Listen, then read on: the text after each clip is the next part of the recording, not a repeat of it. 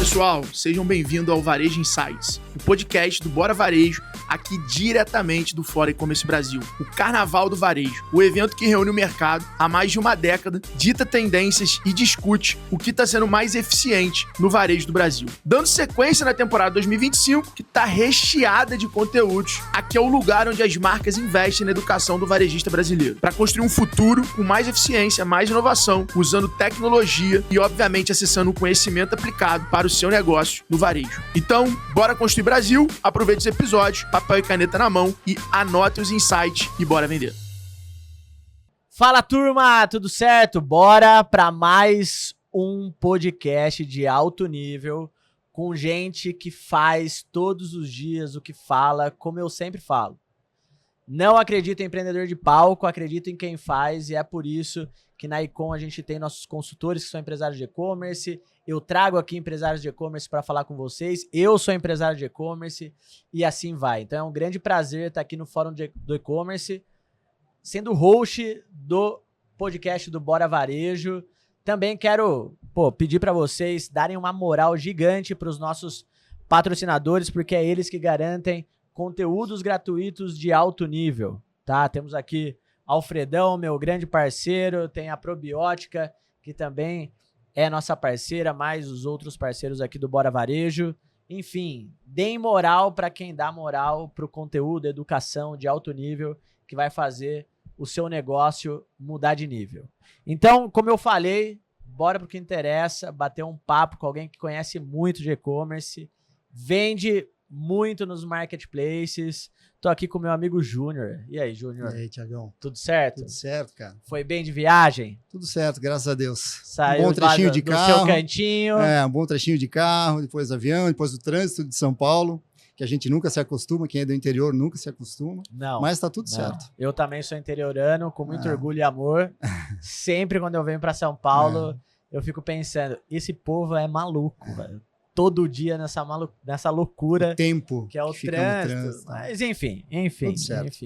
Mas tem que aqui fazer a justiça que São Paulo é a terra da oportunidade também. Verdade. A gente não está aqui à toa. É porque é uma cidade que traz muita oportunidade, muita gente boa, muita gente de alto nível, que daí você só encontra aqui. Verdade. Tem que sair da tranquilidade interior e aí pegar um pouquinho de trânsito. Verdade. E aproveitar essas oportunidades. E é temporário, né? É temporário. E é muito bom. E quanto mais a gente vem a São Paulo ou nos grandes centros, mais a gente traz oportunidades para dentro de casa. A gente que não é de nenhum polo, por exemplo, eu não sou de nenhuma capital, eu sou de uma cidade chamada Rodeio, fica no interior de Santa Catarina, uns 40 quilômetros de Blumenau. Então, quanto mais a gente vem para cá, buscar conhecimento, fazer contato, estreitar a relação, mais o nosso negócio lá no interior desenvolve. Sim. Então, é fundamental. Sim. Então, essas dores de trânsito, isso é passageiro, é temporário, é curto tempo, acho que vale muito a pena. Acho que a gente tem que estar aqui, sabe? No Fórum é um exemplo disso. Sim, exatamente. É um exemplo disso. Pode morar no interior, mas não ter a cabeça limitada ao interior. Isso, tem que sair, buscar informação, exatamente. E depois voltar para fazer a empresa crescer, porque se não estiver crescendo, tá diminuindo, tá caindo. Tá morrendo. Tá morrendo. Verdade. Boa. Júnior, queria saber de você, eu acho que toda a história de um empreendedor, ela tem muitos aprendizados. Eu acho que esse podcast pode seguir muito nessa linha, né? E aí, hoje eu sei que você está muito bem estabelecido nos marketplaces, vende em alto volume, alto nível, com eficiência, gosta de lucro, caixa, conheço bem o seu estilo, eu acho que esse é o certo. É verdade. Mas sempre vendeu no marketplace, a empresa que você tem hoje começou via marketplace ou não? Tá, vamos lá. A gente vende online já desde 2007. Caraca. Então era outro mundo, assim, online. Né? Porque não existia nem mercado envios dentro do Mercado Livre. Né? O cliente perguntava, não sei se lembra dessa época, o cliente questionava via pergunta o frete, você retornava o valor do frete, enfim. Era outro perfil de compra, né? Mas lá atrás a gente iniciou via Mercado Livre. Eu tinha uma pequena fábrica, eu fabricava caixa acústica, caixa de som para carro e tampão de porta-mala. E a gente precisava aumentar as vendas, e a gente foi para o Mercado Livre. Um colaborador meu resolveu anunciar e tal, e aí começou a vender. E aí, a gente foi nesse ritmo até 2014, 2015, foi onde a gente virou a chave, onde realmente o e-commerce virou o único ganha-pão da família. Então, a minha esposa, que trabalhava em cooperativa de crédito, saiu, minha cunhada veio trabalhar comigo, e a gente fundou a Casa Ferrari, onde não vende mais nada de automotivo, que era o nosso início lá, né? Mas a gente vende utilidades domésticas, produtos para o lar, a gente vende muita louça, a gente vende roupa de cama, enfim, utilidades para casa, né? E o que fez você dar essa pivotada? Assim, de novo, a gente começou vendendo automotivo por conveniência, por conta da nossa região. Então, tinha fornecedores da região que fabricavam esses produtos também, além dos meus. E a gente começou a entrar por comodidade mesmo. Por quê? Porque no início, uma das dificuldades que a gente tem é crédito com fornecedor. Sim. Então, no e-commerce, pela escala que ele proporciona, se você não tiver crédito, você vai ter um problema. Ou você Sim. tem dinheiro, ou você tem crédito. Exatamente. Né? Então, é um limitador. Por isso que a gente iniciou com parceiros próximos de nós que trabalhavam nesse ramo. Porém, esse nicho é um nicho muito complicado de trabalhar. Margem muito espremida. E tu já sabe como eu lido lá. A minha conta tem que fechar no azul. Senão, para mim, não está certo. Então, a gente resolveu mudar também por conta de oportunidades da nossa região. Então, a gente começou vendendo eletrodomésticos, por exemplo. Na nossa região tem cerca de 4 ou 5 grandes fabricantes a nível nacional. A gente começou trabalhando com esses caras. E aí a gente viu que o movimento escalou muito mais rápido do que o som automotivo e com uma margem melhor. Tinha menos concorrência na época. Sim. Na época, hoje não. Fez com que a gente desse essa pivotada e realmente abandonou o segmento automotivo. Trabalha mais nada há uns 10 anos já, eu acho.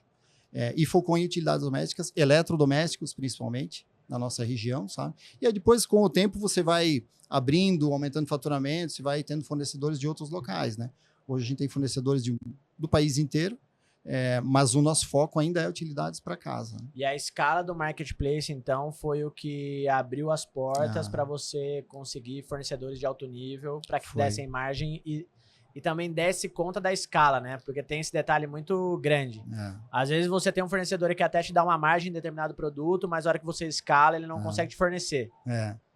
Eu, morando no interior, tive muito esse problema antes de virar fabricante. Queria saber como que foi com você, assim. Primeiro, essa questão da escala do marketplace abre portas e depois os problemas que você teve com os fornecedores que na teoria eram menores. Legal. A gente ficou alguns anos no início só com o Mercado Livre, né? Depois a gente foi entrando na época em B2W, a Via Varejo, enfim, o Magazine Luiza. Mas em todos eles a gente encontrava uma semelhança, assim, que eu acho que é um dos grandes valores deles, e às vezes esses caras são tratados como vilões. Tem muita gente que reclama da comissão, pô, a comissão é absurda e tal, mas, cara, o que o marketplace traz, principalmente para o pequeno empresário, é fantástico. Sim. O marketing todo que ele faz, quer dizer, ele coloca todo um público dentro lá para olhar o teu produto. Se você tiver que fazer isso sozinho, você vai gastar muito mais do que 15%, 20%. Eu brinco que só reclama da taxa do marketplace quem nunca teve e-commerce próprio. É isso aí. É isso aí. Então, assim, e é uma das brigas internas nossa, porque muitas vezes o preço do marketplace é melhor do que o meu preço do site. Por quê? Porque eu gosto de fazer sacanagem? Não, é porque é mais barato vender no marketplace. Entende? E eu sou, bom, você já sabe, eu sou dos números, a minha régua lá no final tem que fechar. E o marketplace, ele te dá fundamentalmente publicidade e antecipação de recebível. Sim. Entende? Se você juntar essas duas despesas no site próprio, você vai ver que provavelmente dá mais do que 15%, 18%, 20%. Sim. Em alguns casos passa de 30%. Sim. Então, acho que essa é a grande força do marketplace. Foi o que fez com que a gente evoluísse em vendas. Em toda a nossa trajetória, foi isso. A gente sempre vendeu mais em marketplace do que em site próprio. Tinha épocas até que era meio arriscado, a gente vendia 90%, 95% do faturamento. Às vezes em 1 ou 2 marketplaces, o que eu não recomendo também. Sim, tem que tomar A concentração é muito perigosa. Eu queria só, para não deixar perder o gancho, que eu acho que você falou duas coisas aqui que são muito importantes e eu queria complementar e até dar um pouquinho mais de profundidade. Primeiro, a respeito de e-commerce próprio e marketplace, custos. Galera, se você reclama da taxa dos marketplaces é porque você nunca teve e-commerce próprio. O marketplace te dá muito tráfego, te dá um site com uma usabilidade impecável, então se a loja é sua, você tem que cuidar disso. Os banners também em home, enfim, a estratégia para trazer o cliente certo, segmentação. É infinitamente mais complexo o e-commerce próprio, mais arriscado, porque no e-commerce próprio você coloca o dinheiro antes E aí depois você vai ver se vai vender. No marketplace, não. Você paga a comissão depois que você vendeu. Então o risco é muito baixo. Isso quer dizer que você tem que ter ou um ou outro? Não, tem que fazer igual o Júnior, igual eu faço. Vender no máximo de canais possíveis e os que são mais rentáveis para você. E aí você vai colocando força naquele que está mais rentável, vai escolhendo qual que é a melhor estratégia possível, mas tira da sua cabeça, primeiro, que a taxa é cara, não é. Só você saber utilizar o marketplace ao seu favor. E segundo, não é e-commerce próprio ou marketplace. Eles são complementares, tá? Qual que foi o segundo ponto que você falou também? Ah, boa. Múltiplos canais, que daí conecta com o que eu falei de um ou outro. Tome muito cuidado na diversificação do seu faturamento. Se você tem 80% de dependência de faturamento de um canal, cara, luz vermelha, porque você precisa diversificar o seu faturamento. O que é saudável? Eu sei que às vezes é difícil da gente conseguir equalizar, mas um canal ter ali em torno de 30%, 35% no máximo. Se começar a ultrapassar disso, você já começa a ficar dependente dele e qualquer regra que mude, qualquer dificuldade que você tenha nesse canal, a sua empresa passa apertado. Então, a hora que você olha o seu faturamento hoje, entenda qual é a participação de cada canal e faça isso de forma estratégica, sempre deixando a sua empresa mais com menos risco, mais sólida. Porque se você depender de um canal só, qualquer coisa pode acontecer e o seu negócio morrer. Deixa eu falar um contraponto a respeito ainda desse tema. Isso é muito difícil de ser feito. Sim, muito difícil. Eu costumo dizer que lá eu sou um especialista em sobrevivência. Então, assim, desde o início da nossa história, eu precisava vender. Não importa onde, não importava o quê e nem como eu ia fazer para vender. Mas a gente precisava sobreviver. Sim. Então, assim, a gente sempre lutou por conseguir todas as vendas possíveis. E, às vezes, elas acabam concentrando, né, para um caminho, para um canal, para um fornecedor. Esse raciocínio de canal é o mesmo que você tem que ter com o fornecedor. Exatamente. Entende? Exatamente. Você depender muito ou de um canal ou de um fornecedor, é um risco que você está assumindo. E essa curva, você faz, diminuir essa dependência, você faz com tempo, com coragem. Por exemplo, para levantar a nossa venda de site, eu tive que gastar, entende? Eu tive que apostar, investir em mídia. Então, é difícil fazer esse movimento, Sim. Mas é necessário. Sim. Você não pode ficar na mão de ninguém, nem de marketplace, nem de fornecedor. Você tem que tentar se blindar o máximo possível, sabe? Acho que é fundamental isso aí. Perfeito. Perfeito, Júnior. E aí, depois que vocês conseguiram ganhar atração, ter esses bons fornecedores, o que você enxerga como o seu próximo passo depois que volume de venda não era mais problema?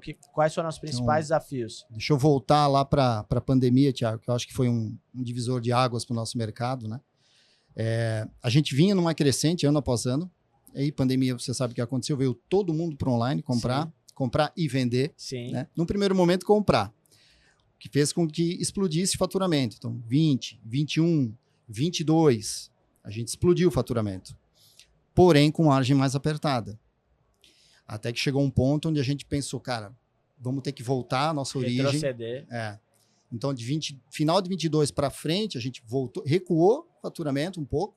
Pouco não, bastante, acho que uns 30%, 35%. Resolveu a margem. Eu precisava ter margem, a gente resolveu a margem. E aí começou a empurrar de novo, sabe? Então, hoje, a gente está em momento de crescimento, de faturamento. Porém, com uma margem muito mais saudável, com um time muito mais entrosado, mais enxuto. Hoje a gente fatura mais com menos gente, que a gente achava lá atrás que não tinha como. Isso é maravilhoso. É aquela máxima que eles falam de você pode cortar 30% do teu time, que a tua operação vai continuar igual. Isso demonstra o quanto as pessoas conseguem produzir mais. Sim. Né? Então, isso foi um divisor para nós. Hoje a gente fatura mais com menos gente. E para fazer essa escala, a gente teve que contornar alguns outros desafios. Quais são? Como eu falei, na pandemia veio muito cliente, mas veio muito concorrente. Então, assim, o mercado de hoje não é o de 2007, nem de 2015, nem o de 2020. Sim. Talvez nem o de 24, jamais, né? Já. Mas a gente está tendo que se inovar. A gente hoje não é só revendedor, então a gente partiu para importação. Por quê? Porque a gente precisa ter um produto onde não tenha concorrência, onde você não tenha medo de investir em marca, que você sabe que a venda vai vir para você, sabe? Então, essa eu acho que é a grande frente, e eu acho que quem não estiver fazendo isso vai ter que fazer. Porque eu acho que a revenda ali puramente simples, comprar e vender aqui dentro do Brasil, acho que tem os seus dias contados, tá? Talvez não seja amanhã nem o ano que vem. Mas vai ficar cada vez mais difícil É. e o empreendedor que tiver nessa linha, ele vai ter que ser extremamente eficiente, extremamente eficiente. E margem apertada pra caramba. Margem apertada e um baita relacionamento com o fornecedor. E assim, ó, outro problema, o fornecedor tá indo para online. Então o fornecedor tá virando nosso concorrente também. Entende? Então são vários desafios, mas enfim, a gente tá no jogo, né? A gente precisa fazer acontecer. Eu acho que esse é um dos caminhos, que inclusive eu indicaria. Ou fabricação ou importação.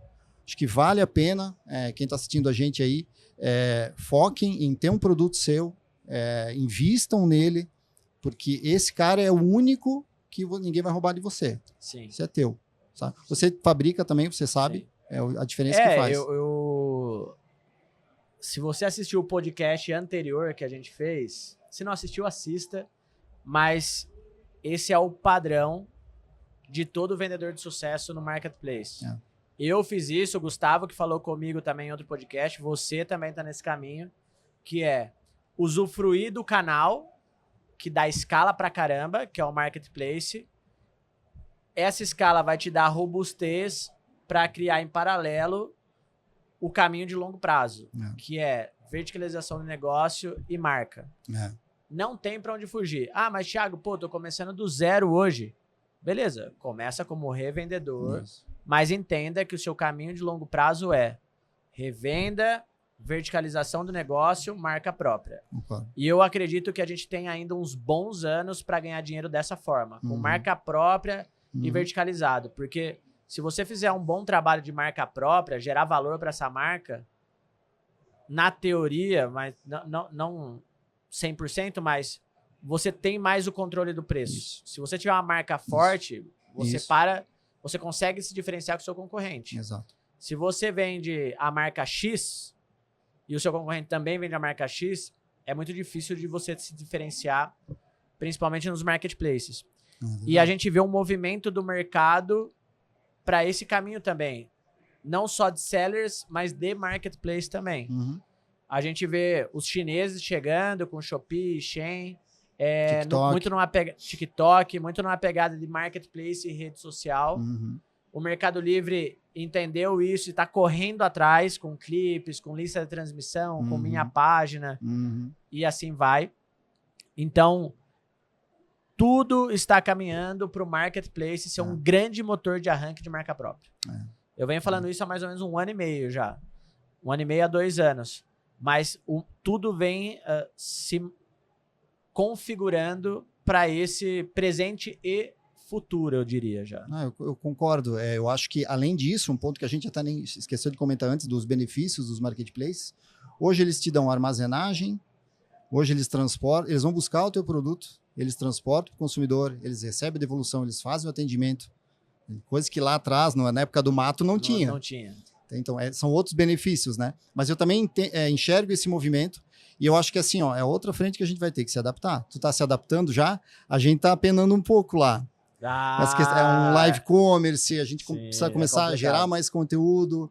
É difícil, é trabalhoso, mas é fundamental também. O mercado daqui a 2 anos eu não sei como é que vai estar. Então, é uma adaptação de novo que a gente tem que fazer. Você falou antes da questão do marca própria. Eu queria comentar, pode ser polêmico aqui, não tem problema? Sem dúvida. Tudo isso é para fugir um pouco de concorrência. Beleza? Então, assim, eu preciso ter o meu produto para ninguém estar vendendo o mesmo produto. Sim. Porque está cada vez mais difícil conseguir diferenciais. O que é o diferencial hoje entre os varejistas aqui dentro do Brasil, falando de Brasil? O diferencial é a parte ruim do negócio. O diferencial é tu não recolher um imposto direito. O diferencial é tu mexer numa categoria lá para botar um frete diferente no teu produto, que não é o correto. Sim. Isso aí está se tornando o diferencial. É o jeitinho. Isso aí é extremamente nocivo para o mercado. Também acho. A gente luta e pena por isso, de ver várias situações há anos. Né? Algumas a gente até traz para os marketplaces, algumas eles agem, outras não. Mas o diferencial ali na ponta está sendo essa, e não pode ser. O diferencial não pode ser você fazer a coisa errada para conseguir vender, entende? Então, eu acho que a marca própria também ela vai te ajudar nesse ponto. Você vai ter outros diferenciais. Sim. Entende? E hoje até, dou um aviso aqui, se você que é seller, tá assistindo o podcast e tem esses meios para sua empresa sobreviver, tome muito cuidado que ela tá com os dias contados, porque daqui a pouco vai ser impossível sonegar com a digitalização de tudo, não só do e-commerce, mas tudo. Os marketplaces tomam prejuízo quando a pessoa faz essa mudança de categoria no jeitinho. Então, eles também estão de olho e não vão tomar mais prejuízo. Não continue nesse caminho que a sua empresa está indo para o lado errado e pode custar a sua empresa. Então, tome muito cuidado. Júnior, você já é um cara que fatura acima de 7 dígitos, não é de hoje, já faz tempo. O que te levou buscar a Icon? Assim, isso foi ano passado, né? Eu cheguei no teu contato através do Alfredo, né? Fiz o G4 com eles lá e numa troca de ideia, você sabe que o Alfredo é uma metralhadora de contatos. Sim. Ele vai conectando as pessoas alucinadamente, assim, ele gosta disso, né? E foi uma das dores que eu passei para ele. A gente estava com algumas dificuldades dentro dos marketplaces, principalmente pesquisa de mercado, onde a gente não tinha um procedimento desenhado de como fazer, o que olhar, o que não olhar, né, as métricas que são importantes e as que não são importantes, que tem essas também. Sim. E a publicidade dos marketplaces, os ads. Todos os ads. Mercado Livre, Magalu, Shopee, Amazon, enfim. A gente já fez o teste, a gente já tinha feito várias vezes um teste e recuou. Por quê? Porque queimava dinheiro. Sim. Então a gente entendeu que, a gente precisa de um apoio aqui para organizar, para ter um método, para a gente não só simplesmente queimar dinheiro no marketplace, entende? Perfeito. Foi aí que a gente chegou em você, e a gente iniciou, foi em outubro, novembro, eu acho, né? Por aí. Foi na bem reta final do ano. Na reta final. E eu acho que a grande sacada, eu acho que foi essa, organizar, principalmente publicidade, que eu acho que todo mundo tem que usar, uns mais, outros menos, uns por um tempo, outros para sempre. Sim. Mas é fundamental você ter o controle desses valores. Ser eficiente. Exatamente, é fundamental. E pesquisa de mercado, mesma coisa, tá? Mesma coisa. A gente, por ser do varejo puro, a gente vive procurando item, procurando produto, procurando fornecedor, procurando oportunidade. Se você não tiver um método para fazer essa pesquisa, ou você vai pesquisar coisas que não é aquilo que você acha que é, Sim. ou você não vai encontrar nada. Entende? Então, eu acho que aí, principalmente nesses primeiros 6 meses que a gente está junto aí, 6, 8 meses, organizou dentro da Casa Ferrari, foi isso. Foi publicidade em todos os canais, porque cada uma é de um jeito diferente. Cada uma joga um jogo. É loucura, totalmente diferente. E a pesquisa de mercado, para nós está sendo fundamental. Boa. Por coincidência ou não, né, Naga? É exatamente a nossa principal especialidade. Assim, eu acho que o que nos diferencia muito no mercado é tudo ser feito em cima de dados. A gente não acredita em achismo. Eu acho que o que não mente de forma alguma são os números. A gente tem que saber ler e tomar decisão em cima deles. Publicidade é, de longe, uma das nossas maiores especialidades, não é de hoje. E pesquisa de mercado a gente aprendeu a fazer muito bem. Aprendeu a fazer muito bem. Júnior, fico extremamente feliz em ter ajudado você nessas 2 frentes. Está ajudando. Estamos ajudando, com certeza. E eu queria saber agora, eu sei que a gente comentou um pouco aí de marca própria, importação e tal, mas qual que é a visão do Júnior para o futuro? Tem uma visão, acho que a Bruna não vai gostar que eu vou falar, mas o meu objetivo é parar de trabalhar em 2030. Será que acho que não dá mais, acho que já vou ter aguenta? que esticar, mas o meu objetivo principal era esse, não trabalhar mais em 2030. Mas falando de empresa, a gente vê esse movimento de produto próprio, eu preciso inverter essa curva, que eu acho que vou levar uns 2 a 3 anos de produto nacional para produto importado, no meu caso. Então hoje eu estou 90-10, eu gostaria de estar 50-50, talvez 60-40, não também focar só em importação, eu gosto de ter essa divisão, acho importante ter essa divisão, Onde estão os nossos desafios? A gente está no interior. O rodeio tem 12 mil habitantes. Você imagina a dificuldade que a gente tem de contratar profissionais. Então, as pessoas que trabalham com a gente já são da região, das cidades vizinhas, né? Então, cada vez mais difícil encontrar profissional formado na nossa área. Não existe. Com experiência, são poucos. Então, um primeiro desafio, encontrar time, formar time, seja para formar dentro de casa ou trazer de fora. Primeiro desafio. Segundo desafio, que não é tão grande mais, a logística. Então, eu continuo com o meu estoque lá em Rodeio. A gente já fez esse movimento de trazer para armazém, testamos São Paulo, testamos outros locais, não funcionou, acabei voltando, trazendo para dentro de casa. Por mais que eu sei que tem muita gente que trabalha super bem nesse modelo e que bom para eles. Mas é algo que eu acho que a gente tem que evoluir ainda, são os sulfilmes particulares. Também eu acho que a gente ainda não tem um serviço que fecha a conta.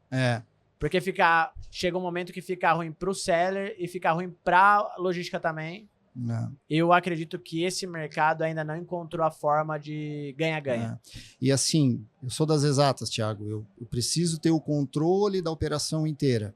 Então, você deslocar o teu estoque, você querendo ou não um pouquinho de controle, você perde nesse movimento. Sim. Aí.